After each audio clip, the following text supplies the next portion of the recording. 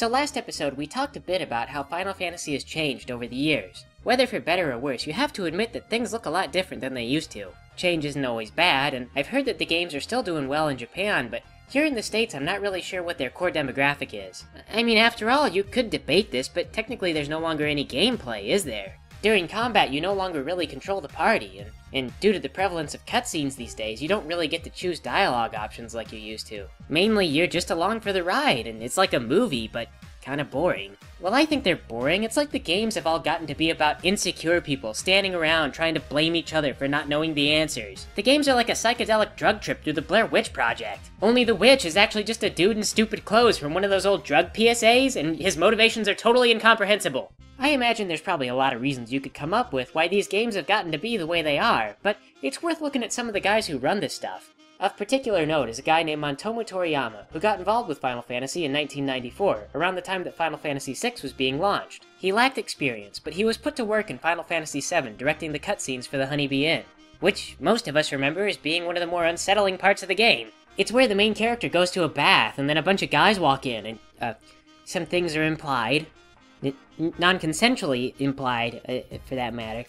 But Toriyama also touts himself as one of the more influential developers for designing the romance, which was almost completely optional, between Aerith and Cloud. However, by 2003, the master of the Honeybee Inn made his debut as director with Final Fantasy X-2. It was a landmark game for two reasons. It was the first Final Fantasy game to ever get a direct sequel, and it was the first major Final Fantasy release to ever be widely panned by US audiences. Since then, it's been all downhill, but don't think it's Toriyama that's been leading the ship on the rocks. He actually wasn't given leadership of another flagship release until Final Fantasy XIII, so there's something else going on, and don't get me wrong, Toriyama is strangely obsessed with Lightning, but the games are still profitable. Well, in Japan. Sales are still down in the West, and by all appearances, Square Enix seems to be blaming the West. We've all been spoiled by Bethesda with their filthy not railroading the players all the time. The player gets off the tracks, and who knows what'll come of that. It's exclusionary. Japan doesn't need to get off the railroad.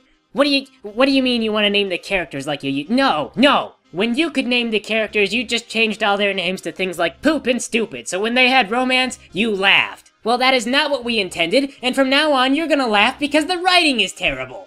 Or because we gave them silly names like Lightning, or Pinello, or King Kamari Calamari, Sultan of Seafood. So, yeah, it looks like they're not really making any big changes. They like where they're at creatively, they just don't like where they're at financially, and it appears that Final Fantasy XIV is maybe not gonna go so well either. They released that game in 2010, but reception was so poor that they had to can the thing. They plan to have the game fixed and re-released soon, but their battle is uphill, and oh well.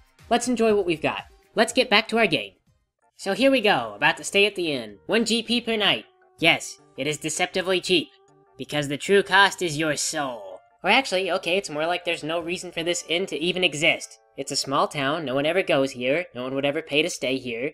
And now comes the scene where Rarity comes to suck my soul out of my butt! Ah! Oh, that's it, it's her big scene. This is awful, Sweetie, Sweetie's in danger? Yes! She was at her neighbor's house when the fire broke out. Listen, I know I was a bit unladylike earlier, but please, Sweetie is my one and only sister. You must help me. It's on the east side of town, hurry! Okay, do we have any buckets? Are we gonna get like a bucket chain going, or just gonna flail around and scream? Fluttershy! You're a heavy sleeper. Okay, never mind. We're gonna go run around and scream without you. I like Rarity's logic. She's like, I know, I'm gonna go panic in front of the strangers. Angel? Where are you? Wait a minute, what does the rest of the town know about Sweetie Belle that makes us the ideal candidates to rescue her? Surely there are other ponies here who are worried about Sweetie Belle because they know her, right? Wow, my beautiful house. This is really fishy, and yeah, it looks like we're just gonna flail around and scream. Sweetie's inside that house! Okay, wave your arms faster, it might put the flames out. Yeah, keep going, I think it's working. Oh no, it just made the fire angrier. Okay, let's try something else. Sweetie! Yeah, that's a good idea. Maybe just keep screaming Sweetie Belle's name at the fire, and if you scream loud enough... What are you doing? Then the fire will get scared and it'll just get up and go away. Okay, yeah, or we could try a water spell. A little tiny one, like a little squirt gun. Magic is forbidden. Magic? I don't care. Sweetie's inside. It's an awfully bureaucratic town. Everyone just kind of comes out and they're like, what are you doing casting magic in front of this burning building? Don't you know magic is against the rules? Why, there are city ordinances. Ah yes, but the house is on fire. Still, fact remains, Mayor! Alright. We really have no choice. If the mayor had argued, we would be in a British comedy sketch right now. That is how calm and polite they are being about this house burning down. In fact, I bet the only reason they're not arguing right now is because there's someone inside the burning building. They even make a little formation. They just politely wait for everyone to get in place. I'm beginning to feel like they woke me up just so I wouldn't feel left out the next morning when I heard about the fire. After all, let's think of everything that I've contributed since I got out here. Nothing. I want to ask if I can go back to bed, but I know that would be rude. Dumb fire! They keep so many fire rods in there. It is on. On like a thong from Saigon. I hope we don't want to quote anything else, because this is the last of Rarity's dialogue. Count me in. You'd better stay out here, Miss Rarity. I know this house better than you do, so you can just forget about that. Follow me! So, this section of the game, you notice that we have 3 party members. One of them is totally fresh to the party. You notice she has no magic spells or anything. One of them is Apple Bloom, who doesn't have magic, but her tools are okay. And the last one is Twilight, who doesn't know enough magic because she hasn't been in the party for a long time. So you notice that right off, we're not really in the ideal situation. And to make matters worse, if Rarity does take after Strago, she also has the worst stats in the entire game. It's only part of why we're not going to see more of Rarity. The other thing is that her skills are kind of crappy. She can learn blue magic, but you have to know which monsters cast which spells. She's a unicorn, so she can learn magic on the upside, I guess, but magic is way overcosted. You have to devote time to learning it, and it's just a pain. And finally, on top of everything else, Rarity's equipment selection sucks. She can't wield strong weapons, she cannot equip strong armor. She's crap. She's crap all around in just about every way. She just is the worst character. If any character needed to be retuned, it was Strago, and for some reason, Rarity still reflects a lot of Strago's shortcomings. All of them, really. And yet Apple Bloom has been retuned to make her better than Locke ever was. The original character Locke was pretty weak early game, but late game he was the best character. If I care to pursue it, later on I could make Apple Bloom do 72,000 points of damage in a single round of attacks. If I can get the quick spell on her, 144,000 points of damage. Apple Bloom is the character who got buffed. She gained the Tools command, which is the strongest command in the whole early game, but Rarity got nothing and she's still gonna be the worst character. Actually, I'm even kicking myself because I went into this place without buying Apple Bloom's new weapons. She's already one of the best characters in the game, but I just haven't equipped her for it yet. Right now, she's doing about 800 points of damage every round, but I could send her up to 2,000 or higher. This is the mark in our journeys where Apple Bloom begins to outclass every other character, and no one else will ever catch up to her. And also, has anyone heard of a flashpoint? Because I think Sweetie Belle is dead. This is like where you walk into a room and then just naturally burst into flames. They give firefighters little devices that they wear so that they know when a room is gonna just explode into fire. But I noticed there's no furniture, so I assumed that all just evaporated, and all the walls are just fire, so probably flashpoint has already been reached. So, guess what this is? If you guessed a boss fight that kicked my butt the first time and then was a total cakewalk the second time, you would be right. Not that we're surprised about that, because heck, that's the theme now. That's how every boss has gone. Now, I thought I was doing pretty well until the boss started doing weird moves, like Flare and Fire Beam and things that it normally never does. A lot of those spells couldn't be blocked by a wall spell, and I figured that was the point, because I've noticed another theme about these boss redesigns is that if there was a mechanic that worked before, it's been disabled. Also, for some bizarre reason, this boss used to have a weakness to water, but that's been disabled. Since the water spell was Rarity's only real thing, she became even worse dead weight than she was before. On top of that, I also had to groan a little bit that this thing was regenerating health. I mean, it wasn't a lot of health, but it's just one of those things. I know that the boss has been pumped up a lot, and I just don't like to see it recovering health. And speaking of recoveries, towards the end here, I realized that Twilight didn't have the Osmos spell. That allows her to recover magic, and since items no longer exist that allow you to recover magic, Twilight had no way to make herself useful again once her MP was gone. This ROM hack just makes so many small but monumentally important tweaks. I spend so much time starting to think about the meta of the game. I realized I'm finally gonna have to just give in to some hardcore level grinding, because I'm tired of getting beaten by these stupid bosses. I want to just progress along. That really got me thinking about the weird abstraction of levels in the first place. Like, what do they really represent? Suppose I use a cheating device to just give myself the levels that I need. Is that cheating? Is it just saving time? I don't know. See, but it's really not good when you've led your player to start thinking about how efficient cheating is compared to just playing the game normally. Usually a good player stops and thinks to himself, why would I want to cheat? That would just ruin the challenge. But in this place I think to myself, what would be challenging about grinding? Why am I wasting my time? Why don't I just cheat? If you want me to level up and get stronger before I move on, then you better give me a freaking side quest to do so I feel like I'm doing something. And okay, you know what? I have a really great way to illustrate exactly how much of a pain in the butt you're being by making the bosses too hard to fight without grinding. Here, look at this. We'll go and we'll see. Everything's on fire. Oh no, we're all in a big panic. Look at Rarity waving her arms around. But you know what? We're too low of level for this. Let's go out and grind. Oh hey, there's no one in the way. Let's just go outside. Oh, look at this! Broad daylight! No fire anywhere! Let's walk in circles till we're level 30! Immersion broken! And you know what's really terrible? I don't know if level 30 is too high of a level, or if it's right where you want me to be, because the pacing is terrible. That is the risk that you run when you force your players to grind, is they have no way of knowing if they're gonna be the right level when they're done grinding. Is level 30 too strong? Is it just right? And I'm not gonna go anywhere near Atma Weapon until I'm at least level 40 at the rate this game is going. The fact that you could casually beat all the game's bosses before they were tinkered with was actually good game design. It meant the game developers had a pretty good idea of what level you were gonna be when you got there, and how exactly you were gonna try and beat the bosses when you did. They let you get familiar with certain mechanics, and they let you use them to your advantage. Unlike this hack, where a lot of things seem to be pulled out from underneath me. Magic was never that good, now it's nerfed. If I don't have the Osmo spell, I can't recover any magic. So God forbid I don't know what characters are gonna be used next, because they drop out of the party or come back randomly. If I didn't know this game intimately already, I'd be even more screwed. I think to myself sometimes, it'll be okay, I'll just fall back on this ability or this fact about the boss. But then I realized that the ROM hacker thought of that too, and he ruined those aspects of the game. Sometimes the Hawkeye weapon doesn't work like it's supposed to, or the boss is just spontaneously no longer weak to the same things. I've already kinda griped about this thing before, so I guess I'll just conclude to say that, although it was nice to see new monsters being summoned by the bomblet ability, the pacing in this ROM hack is crap. I don't know what level you expect me to be, so I guess I will just be whatever level sounds round and nice for me, and be damned the consequences. Level 30 is more adequate than level 20! Hooray for our scientific testing, revealing facts that we already knew.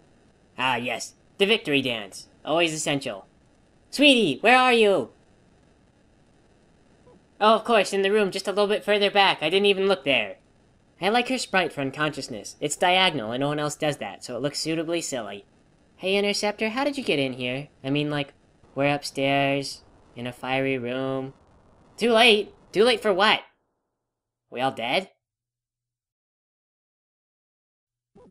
Oh, no, apparently just too late to stay awake any longer. We all fell asleep. It's been a long day, we're all really dehydrated from the fire, we just got tuckered out. Oh hey, I guess that's where Interceptor came in from. Wait, not Interceptor, Angel Dog or whatever. It's okay, Fluttershy's here. I guess that's good, now she'll burn to death too. Well, okay, just straight up murder the fire with ninja powers, that's cool. Same thing, really. Whatever the game wants to do is fine, I guess. I mean, the game put us here so it can get us out in whatever manner it feels like. I guess it'd be kind of boring to have to run back out the way we came. Okay, and a smoke bomb to confuse and disorient the fire as we make our escape. The escape itself is all a blur. Turns out everyone else was fine, except for Sweetie Belle, who is okay, also fine. Are you okay? Yes, thank you so much, big sister. How do you even know what happened? You just woke up. Savior, thanks for these ponies. Thank you. Wait a minute, you were faking the whole time, weren't you? That's why no one else wanted to save you. I suppose there's no use maintaining the charade now. That's right, come out and admit it. She does this all the time. So what's the deal? Y'all have been able to use magic this whole time? It's a troubling story. But yes, 13 years ago, this was the village of the Unicorn Knights. Many years ago, unicorns knew much more powerful magic than they do today. The tacky contrips and ability to lift tiny objects are all most unicorns are capable of today. Wait, we're capable of that? The game has to tell me these things. But I thought unicorns only had a little bit of magic that related to their special talent. Wait, do they? Okay. Nonsense! Unicorns once controlled the sun and stars themselves! But then came the Chaos War. After that war, the Espers went into hiding. Involved Discord, so we should, They created their own realm and forbade any pony to enter, especially the Unicorn Knights. The Earth Ponies and Pegasi blamed all unicorns for the war. Oh, I didn't hear about that. Soon, unicorns were being rounded up in internment camps. Some lucky ones were banished, and the rest, executed. Yeah, nobody talks about that. Just because you knew magic? Some of the Unicorn Knights escaped the Purge and founded this town. Those who had been captured had to stop practicing magic or be punished severely. There's a Pegasus near town. Many chose to hide their horns. Some even ground them off, tried to live as Earth Ponies. Or Pegasi? How horrible. Listen, I know it's kind of sudden, but history's about to repeat itself here. Can y'all please help us? I'm not a big fan of outdoor sports. Oh, that's good. But I owe you for saving Sweetie. Let's do this. Okay. Oh, Rarity, I've been practicing my magic. Let me go with you. No! No, thank you, Sweetie. Why don't you have over one of your friends while I'm gone? Hand over your friends. But there's no other ponies my age around here. Come on, Apple Bloom, tell her it's okay to come with you. Shoot, sorry, sweetie, but 4's a crowd already. You might as well hang out here. Also, Apple Bloom isn't in charge. I don't know why she is. I never get to do anything fun. Anyway, where do we start? There's a mountain range to the west we should check. Of course there is, okay. Why there? Those mountains have powerful magical properties. They say espers were created there. Maybe they're drawn to that place. Sounds like just the place. Oh, and I guess Fluttershy got bored. See you later, Fluttershy. So, Sweetie Belle, I'm just gonna steal this hidden item over here. It's like some kind of personal memento. I won't give it back. Have a good time in your corner. Don't burn the house down. That would be really kind of depressing for everyone. Oh, hey, Fluttershy. We thought you were bored. Ah, yes, nonverbal communication. It's an essential part of life. I'm not really a brave pony. I just couldn't let Angel... Do what? Teleport into a burning building and then die there with us? Don't worry, we care about Angel too. Are y'all quitting on us? I'm sorry, please don't be mad at me. I keep looking for the espers on my own, I promise. But aren't your promises worthless because you keep leaving? Oh, come on, I don't care what Sweetie Belle thinks about the dog. Let's just go. Go away, Fluttershy, go. Oh, hey, look, a Pegasus in the town of Unicorn Knights, totally raising a lot of questions. Come on, Angel Puppy. Let's get out of here before the player realizes that the mayor and all the shopkeepers are Earth ponies. Also, unicorns are just about extinct, except more than half the party is unicorns, and also so are all the bad guys and everything else, cause, you know, we forgot. It's kind of a logical confound when you tell the player that all the unicorns are dying, and then you tell us that only unicorns can learn magic, and then the game is about how magic is once again becoming ubiquitous. I mean, you probably should have thought that you might need 1 billion unicorns to make the story work. But anyway, let's look at the monster that we fought. Here we go. The flaming tennis ball creatures. That's it, except for the boss. So, thanks for playing with me, everybody.